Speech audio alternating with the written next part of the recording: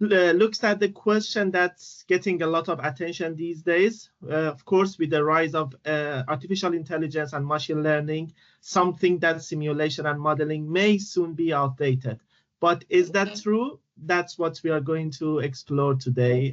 Of course, we are happy to have Dr. Nicholas Feldkamp, a research scientist at Technology University Elmeno, with us today. His research focuses on combining machine learning methodologies, AI, and simulation to better understand complex systems.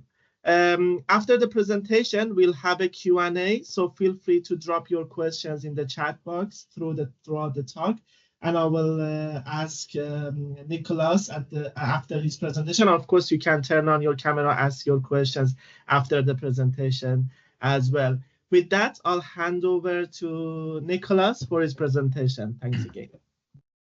Okay, so thank you, Masoud, and welcome everyone, and thanks also for the invitation. So when Masoud asked me, would you like to give a talk, maybe something with machine learning, I of course happily agreed, because I've been working in the field of simulation for I think over 10 years, but machine learning is also one of my main interests. And in this respect, I've been working on the combination of both for a very long time.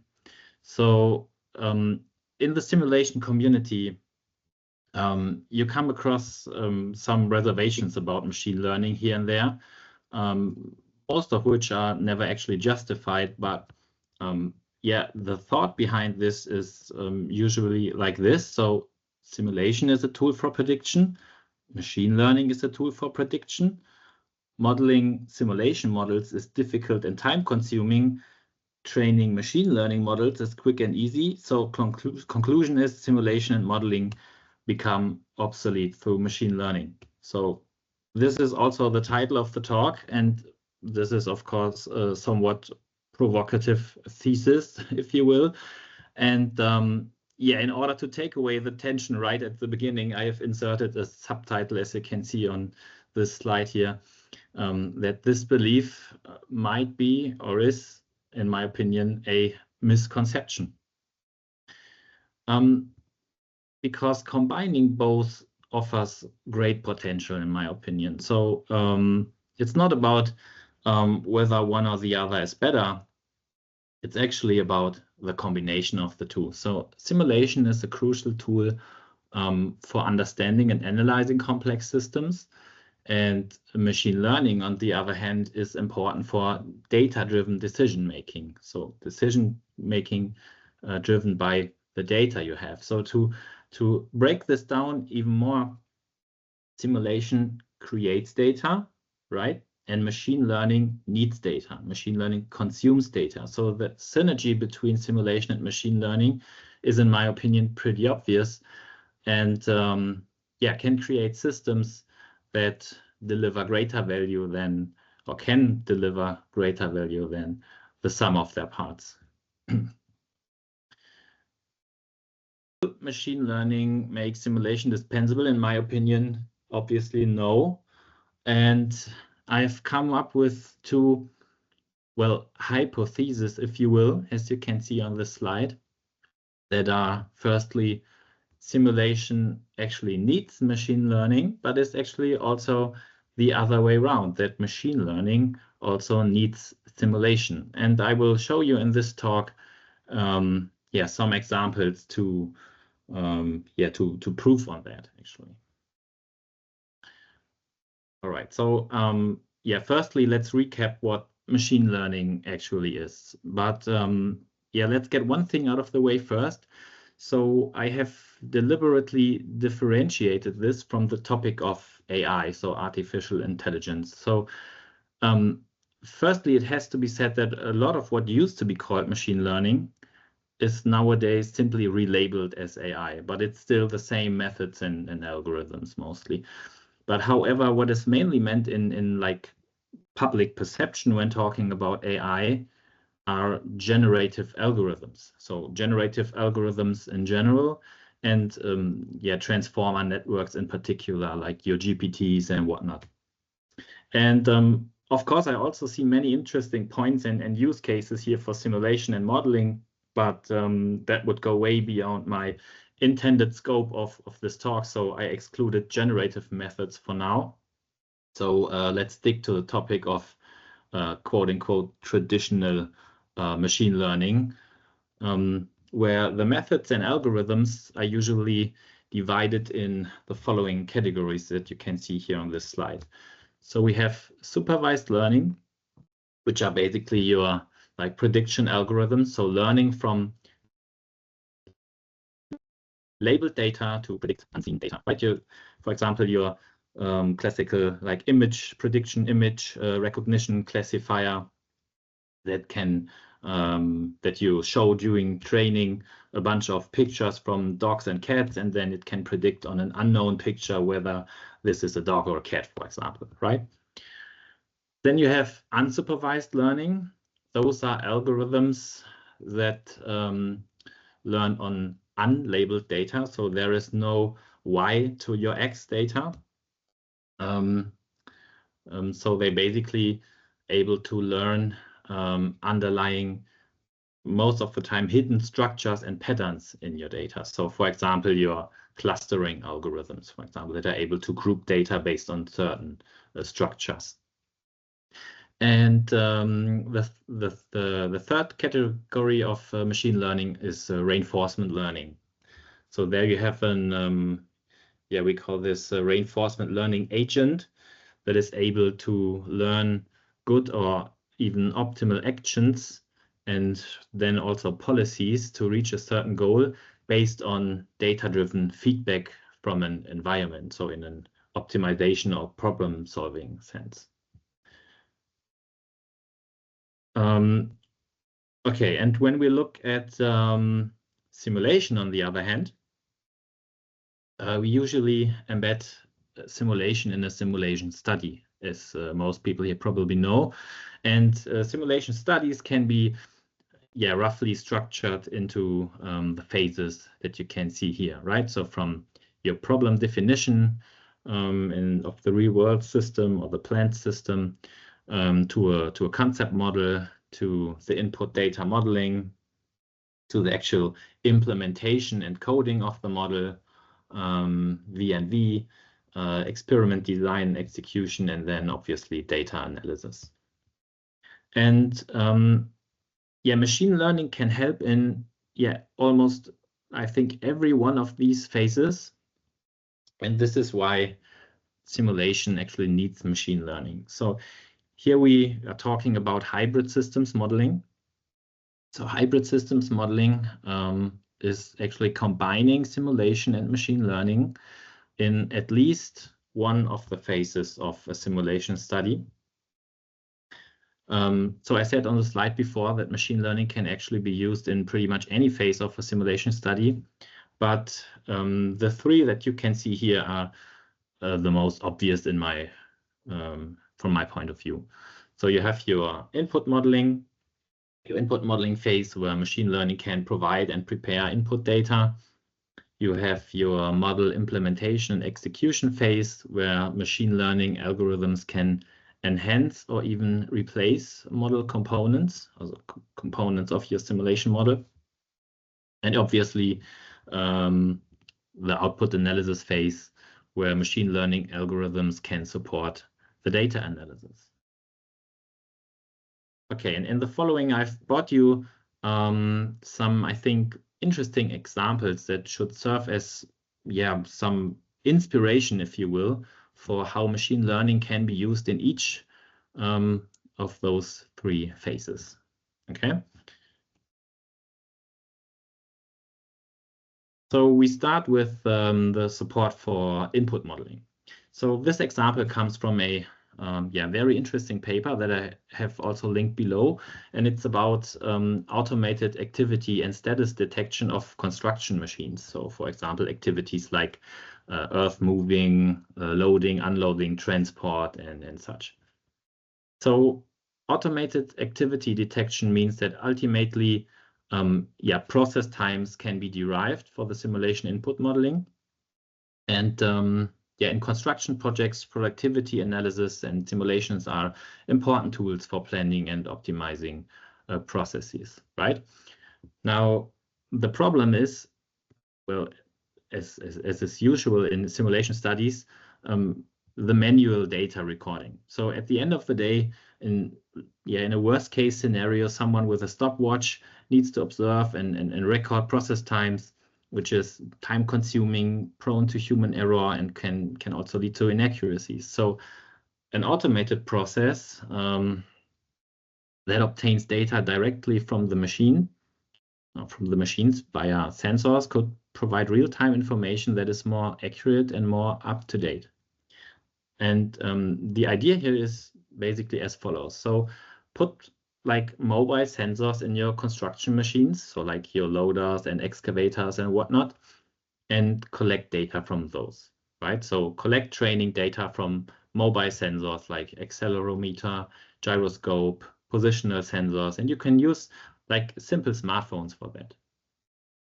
Then you label this training data with corresponding activity and you train a classifier algorithm. So an algorithm that can basically predict the corresponding activity based on the sensor data. And if you train a classifier like this, then you are able to predict the operating states of construction equipment in real time. And if you then collect data over a long period of time, this provides precise data about durations and order of activities for input modeling, which you can then use for your simulation input modeling, where you can then fit your random distributions and those things that you need for your simulation model. So this is in my opinion, very like clever use of machine learning for automating the, I would say, annoying part of the input modeling.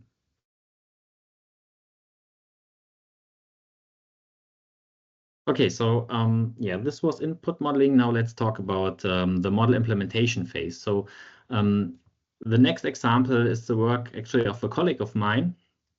And it kind of shows the added value that can be achieved by integrating machine learning into the implementation phase of a simulation study. So essentially, this is about supporting automatic model generation. And bear with me, I think I need to expand a little here and provide some context. So automatic model generation means that you try to generate a simulation model automatically from existing process data. So ideally with the push of a button, so to speak. And I would say this was a bit of a hype a few years ago and then maybe fell asleep for a while in the research community. But now research is back. Mainly driven by the topic of the so-called digital twin. So what is a digital twin?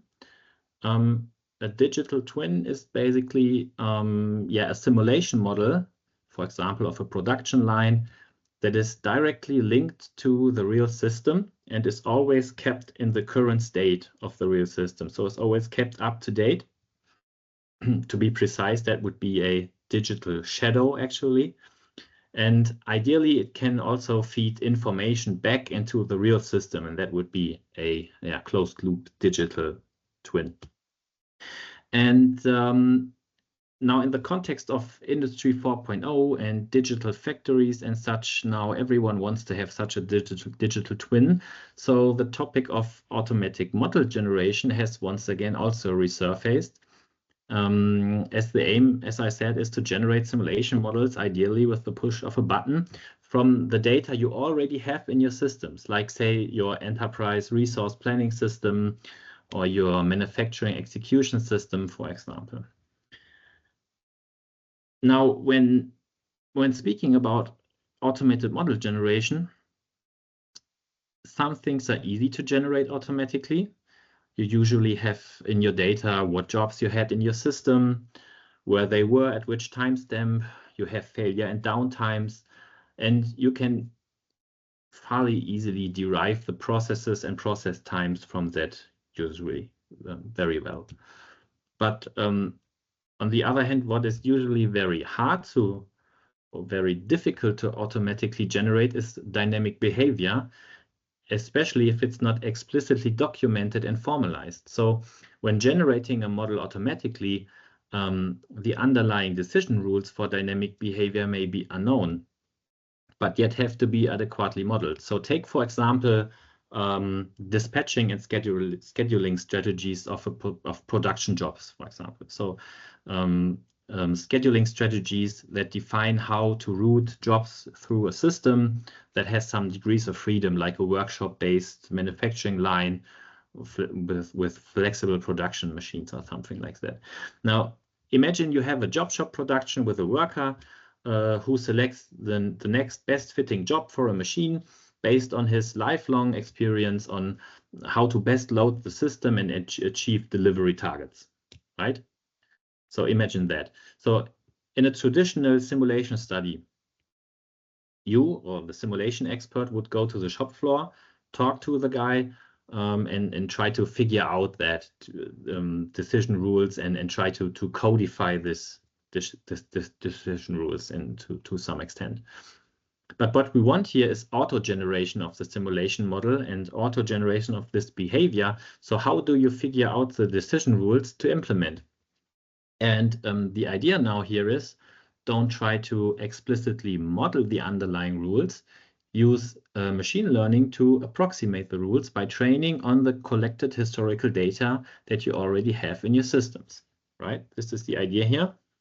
And the result looks something like the concept shown here on this slide. So take the data that you have and train a prediction algorithm. So where X is the state of the system, the state of the queue, the kind of jobs in the queue, and whatever you have. And, and your Y data, so the prediction to train for, is then the job that was put on the machine next. So now you have your trained algorithm and you put this algorithm in your simulation model, into the execution of your simulation model. So the flow of jobs collect in a queue. However, the decision as to which job is to be sent to the machine next is not made by the simulation model, not by some hard-coded rule, but by sending a request to the machine learning algorithm that mimics the real system's dynamic behavior by making a prediction as to which job should be selected, and returns this information back to the simulation model, and then the execution of the simulation model can continue to run normally. So this is also a very interesting setup, in my opinion, in that we externalize parts of the simulation model or parts of its execution using a machine learning algorithm. So the machine learning algorithm becomes an integral part of the model and is necessary for the simulation model to run correctly, as it basically replaces a part of the model's components. So this approach enables that simulation of dynamic behavior where you have the data but not the underlying rules, right?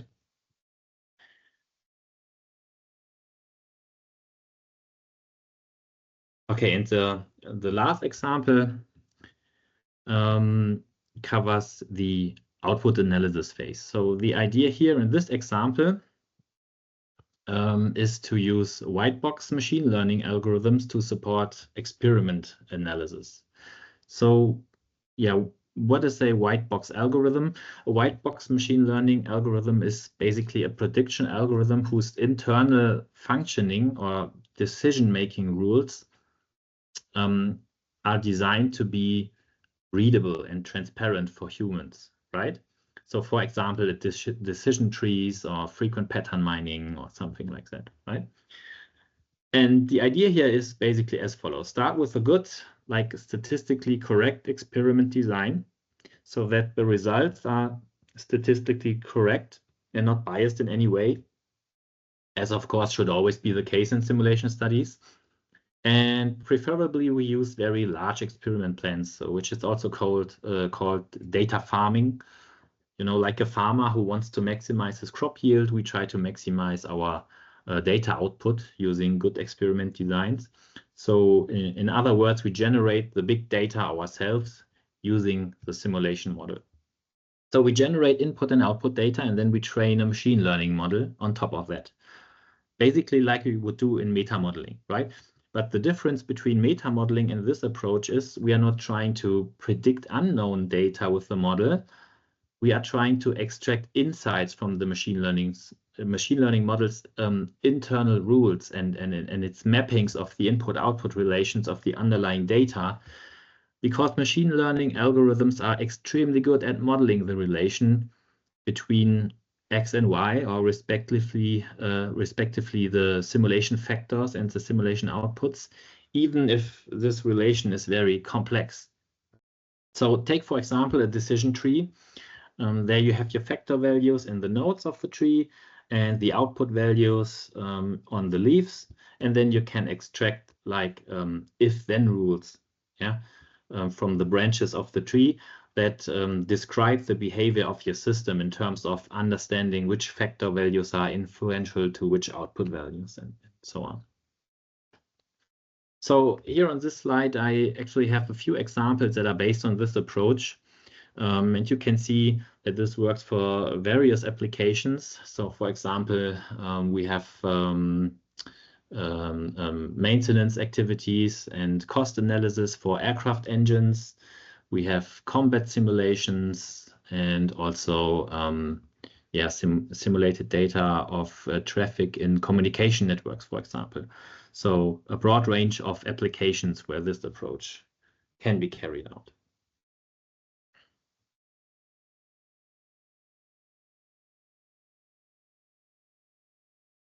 All right.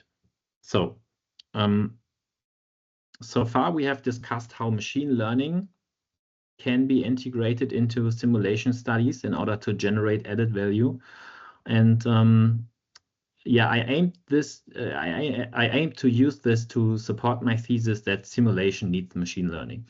However, I also put forward a second thesis that is the other way around, namely that machine learning also needs simulation. So as an example, and let's say some food for thought, if you will, I brought actually reinforcement learning. So if you remember my slide from earlier, you saw that reinforcement learning is one of the 3 categories of machine learning. And the basic idea here of reinforcement learning is roughly as follows. So you set the initial state of your environment, and then you have your reinforcement learning agent that learns in so-called episodes. So it repeats this process in multiple episodes. So first, the agent takes an action based on his current state and based on his currently learned policy. Right at the beginning, he probably just will take a random action. And then he receives like a new state from the environment and a reward based on a reward function. So he gets a higher reward for desirable states and lower rewards or even negative rewards for undesirable states. So take autonomous driving, for example. You give the agent a reward of 1, for example, for every 10 meters that he stayed on track, and minus 100 if he hit a tree or something, right? And if you repeat this learning process long enough, with the agent having the goal of maximizing the reward, the agent is able to learn a good strategy or a good policy only by examples and without having to explicitly codify an optimal strategy. So this is just the basic, like simplified explanation how reinforcement learning works, but nonetheless is the basis for things like, as I said, autonomous driving, robot-human interaction, and all sorts of complex problem solving. Now, my point here is now we have an agent that learns by interacting with the environment, right? Now think about it. We can't train the agent in the real world, obviously, at least at the beginning. So the environment, therefore, must necessarily be a simulation model, right? So an efficient, well-implemented simulation model is therefore a prerequisite for this approach to work. So this is one example where machine learning actually needs simulation because simulation is essential to pull this off, right? Okay, so let that sink in. And yeah, we saw that simulation needs machine learning, and machine learning also needs simulation. And I think the combination of both is therefore basically a match made in heaven. And I could go on forever listing examples where the combination of simulation and machine learning generates added value. Some of the examples that I didn't mention, you can see here on the slide. But yeah, of course, there are also many challenges. I don't want to gloss over that. So in my opinion, yeah, the biggest challenges, the biggest ones are technical integration on the one hand, and also human and organizational aspects on the other hand. So from a technical point of view, we obviously need interfaces, right, to connect both things together. So when we talk about commercial off-the-shelf simulators, many offers, for example, TCP/IP interfaces, which is at least a basis for exchanging data. This is very flexible on the one hand, but in my experience is often also very slow and inefficient.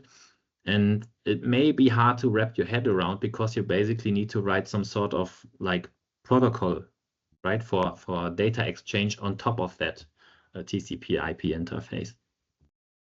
So it would be better, for example, to be able to integrate programming languages such as Python, for example, directly into the simulator. Now, some simulators also already offer directly integrated machine learning functionalities, but in my experience, they are often of proprietary nature and therefore sometimes too inflexible or too inefficient. But yeah, we will see how this turns out in the future. And yeah, the second challenge from my point of view is, as I said, the human and organizational aspect.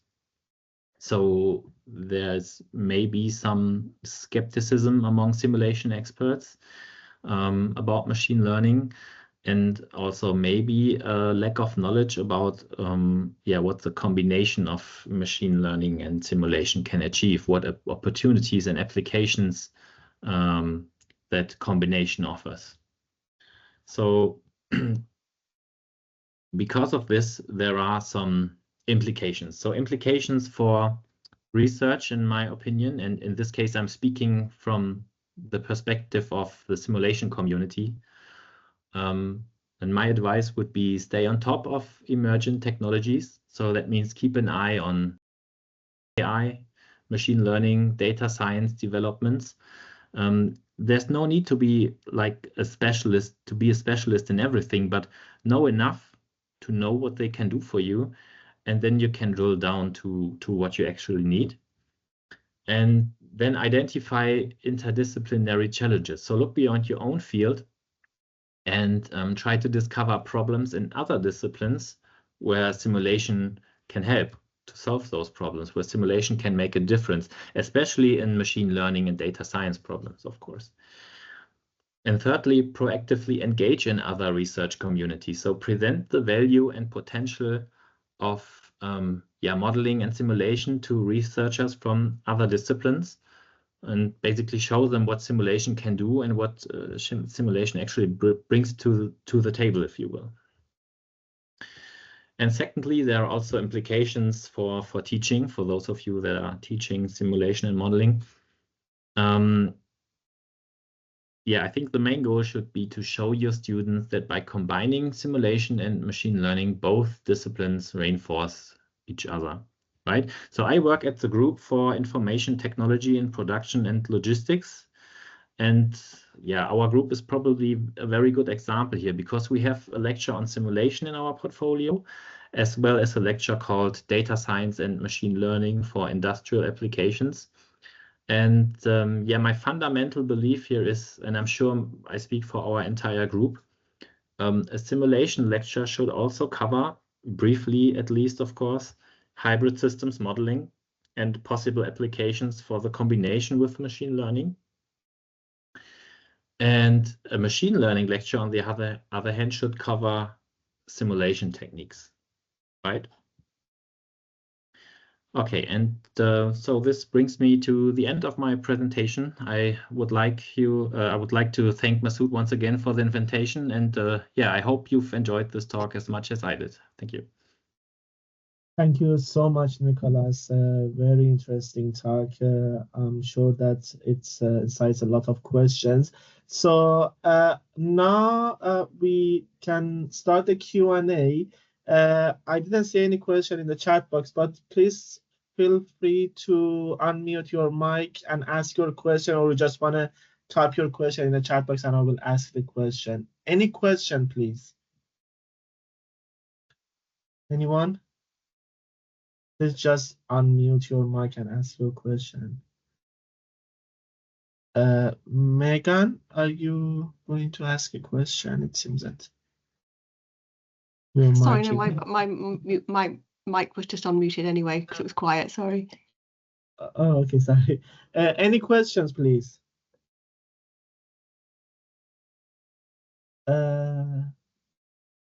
Anastasia, you have a question? Yes, please, Anastasia. Yes, I have a question. First of all, Nicholas, thank you so much for the presentation. It was so nice and very, very thought-provoking. My question is,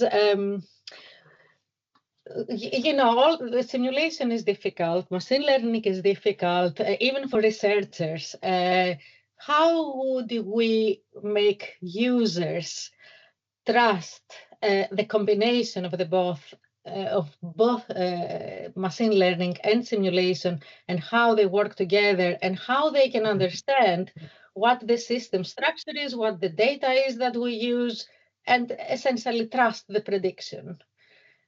Did you have any use cases with users? Maybe an example to share with us, please? Yeah, well, thank you, Anastasia. I think yeah, creating trust in the combination of both methods, I think, starts with the actual teaching of our students, to creating this mindset that yeah, that the combination of both worlds is necessary and is in my opinion very, very, very useful, and maybe even indispensable, I think. I mean, machine learning and also AI, those topics get more and more important in the future. So yeah, students that that are in our lectures, that we try to give tools at hand for the jobs they take in the future. They should know how machine learning works, but they also should, in my opinion, know how simulation techniques can bring to the table. And this, in my opinion, is the basis for creating this mindset on the combination of both worlds. Yeah. Thank you so much, Nicholas. Thanks, Anastasia. We have a question, Nicholas, from Mary. How do you think the models will evolve, coded in Python, and the integration, whether the integration occurs and how it occurs? So you mean the model on how to integrate machine learning and simulation? Yes, I guess that's what Mary wants to ask. That's a good question. I mean, it's also not very easy to answer because there's no one size fits all solution to this. And it basically starts with a simulation engine that you want to use, actually. Because if you're just using a simulation package within a programming language, then it's much easier to please integrate. Your mic. Yes, please. Sorry. Yes. Sorry. Yeah, carry on. Yeah, it is much easier to integrate both things, obviously. So for example, if you take like a Python simulation package and combine it with Python machine learning algorithms. But if you use, like I said, commercial off-the-shelf simulation tools, it becomes much harder. Then you need some sort of interface. Okay, let's talk. And when I come. And as I said, the basis, okay. you could always take like something like TCP/IP interface as a basis, but you will need some protocols on top of that. For example, like a simple like JSON data structure where you define how to exchange data. But yeah, the optimal solution, I would say, is a simulator that enables to use a programming language directly in the simulation engine.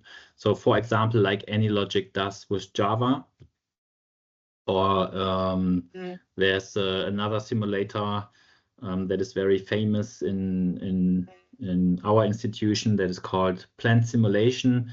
There you can basically call Python APIs directly from the simulator. So this would be, in my opinion, the fastest and most efficient form to be able to let machine learning as a simulator communicate. Yeah, thanks very much. And we have a question from Killian as well. The question is, are there any tools that could integrate machine learning and simulation available? Most of the machine learning algorithms are considered black box. How could we use them? Yeah, as I said, the most straightforward or the most easy way to do this is to use a simulation package in the programming language that you use for your machine learning application. So this would be a very straightforward integration. But yeah, those simulation packages are not always optimal. So if you want to use a commercial off-the-shelf simulator, you basically need some sort of programming language integration.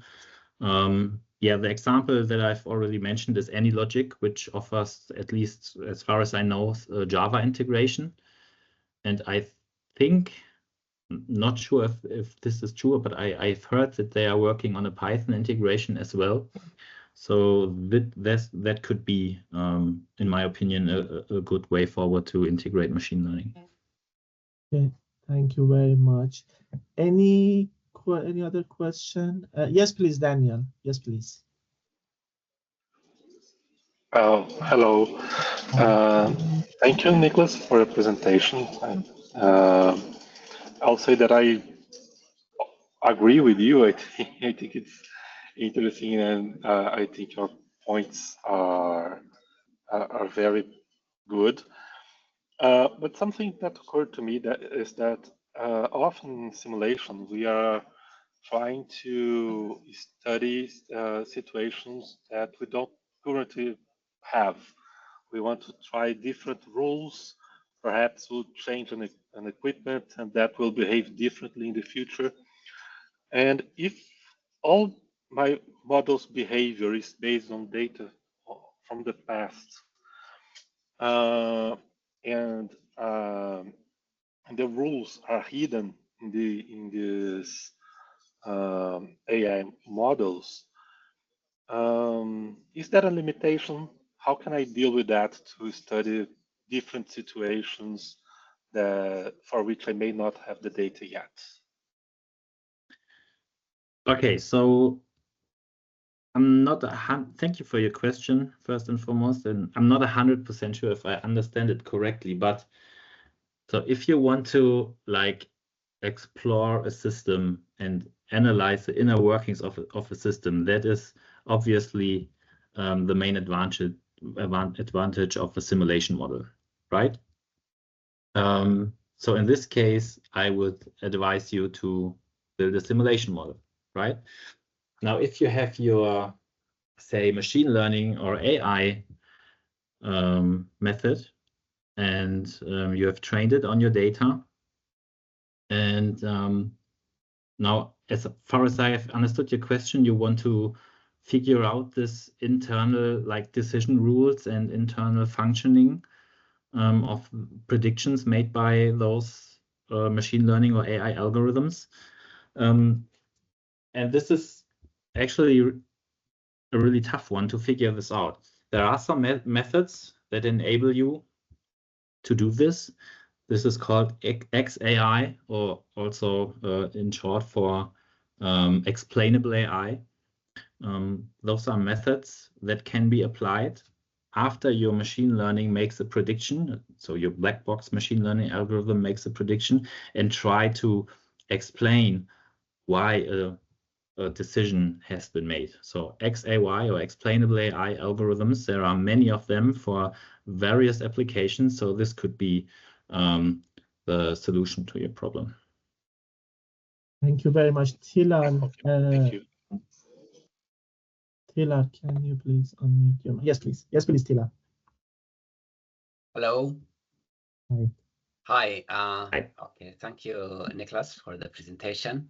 I actually, I mean, I agree with all of the aspects you mentioned in terms of the utilization of AI in conjunction with the modeling. I just want to take your views regarding generative AI and LLMs for people who are not really well versed in coding, which I think is not a necessary skill for modelers.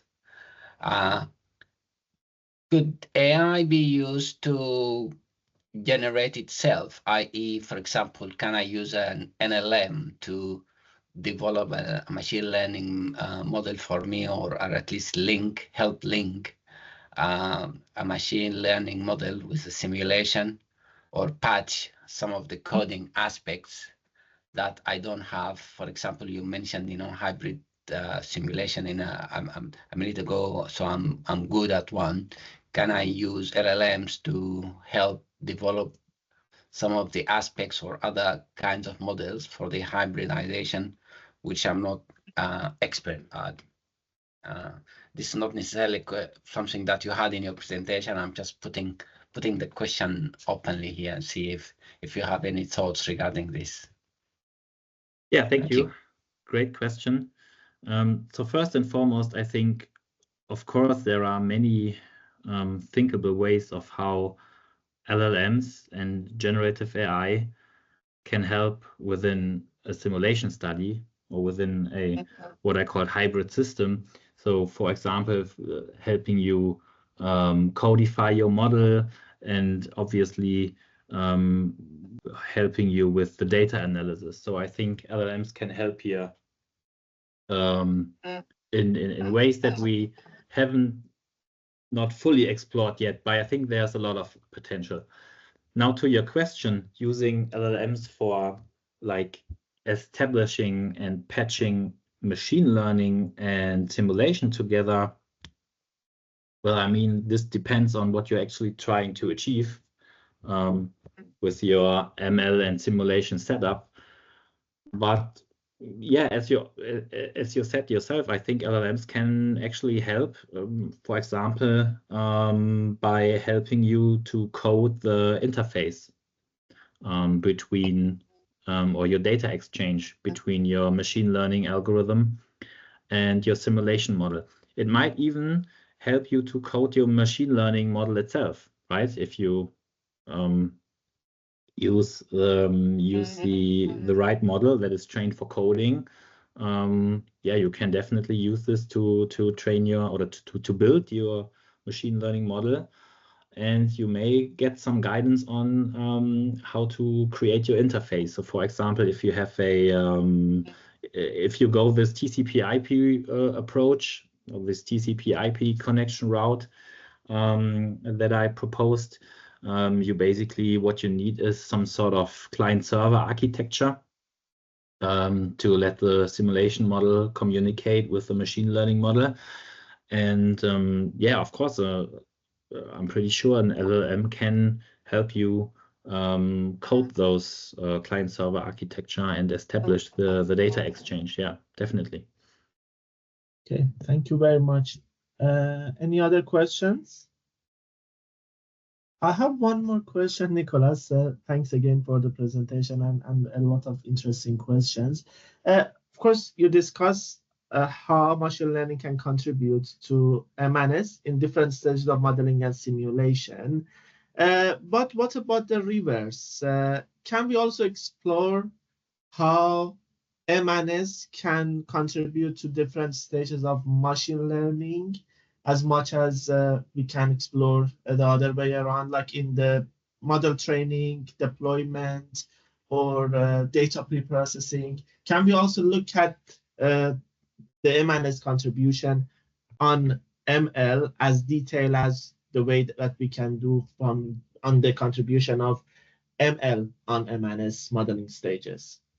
Yes, actually, this is the case. Simulation is definitely very, very important for machine learning, and this is basically one of the points also I wanted to make with this talk. So if you remember what I said at the beginning, machine learning needs data, right?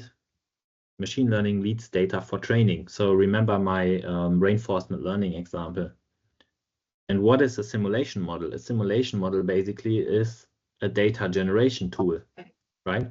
So I think it's basically, yeah, there's a natural synthesis between the two, right? You can generate your data with your simulation model, and this data you can use to train your machine learning model for various applications, of course. So I think, yeah, as I said, simulation may need machine learning, but machine learning definitely needs simulation also. Yeah. Perfect. Thank you so much. Any other questions, please? Okay, thanks again, Nicholas, for such a great presentation, and thanks to everyone for your questions and participations. Before we finish, I'd like to mention 2 points. I would like to mention that our next meeting will be during the simulation workshop in Exeter, which will be taking place from the 31st of March to 2nd April. And we'll also have a joint event, most likely later in May, but once we know the detail and when the details are confirmed, we'll announce them to all the Simulation SIG members. To stay up to date on our future events, please make sure that you are on the Simulation SIG email list, which you can find it on the OR Society's website. Thank you again for joining us, and we look forward to seeing you all at our next event. Thanks very much. Thanks a lot, Nicholas. Thank you. Thank you. Bye.